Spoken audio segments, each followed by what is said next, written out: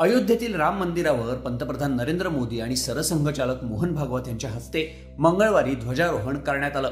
धार्मिक, आध्यात्मिक आणि ऐतिहासिक प्रतीक म्हणून या ध्वजाला धर्मध्वज असं नाव देण्यात आलंय.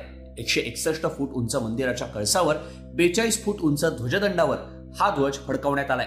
191 फूट उंचावर असलेला हा ध्वज 22 फूट लांब आणि 11 फूट रुंद आहे. इंडोलॉजिस्ट ललित मिश्रा यांनी या ध्वजाचं डिझाईन तयार केलंय.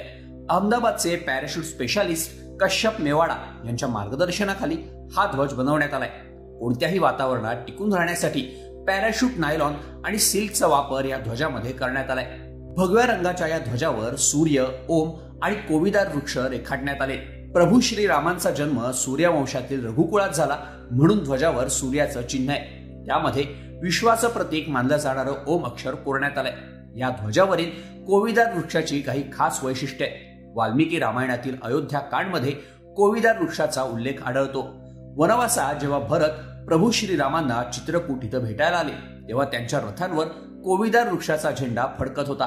ते पाहून लक्ष्मणांनी श्रीरामांना सांगितलं, यथा तू खलु दुर्भद्धिर भरतः स्वयमागतः स एष ही महाकाय कोविदार ध्वजो रथे. म्हणजेच दुष्ट दुर्बुद्धी भरत स्वतः सेना घेऊन आलाय. त्याच्या रथावर कोविदार वृक्षाचं चिन्ह असलेला विशाल ध्वज आहे. यावरून कोविदार वृक्ष असलेला राजध्वज हा अयोध्येच्या रघुकुळाची ओळख असल्याचं सांगितलं जातं. सप्त ऋषींमधील कश्यप ऋषींनी या कोविदार वृक्षाची निर्मिती केल्याचे दाखले आहेत. हरिवंश पुराणातल्या उल्लेखानुसार कश्यप ऋषींनी पारिजाताच्या वृक्षात मंदार वृक्षाचे गुणधर्म मिसळून कोविदार वृक्षाची निर्मिती केली होती. म्हणूनच जगातील पहिला हायब्रिड वृक्ष म्हणून कोविदार वृक्ष ओळखला जातो.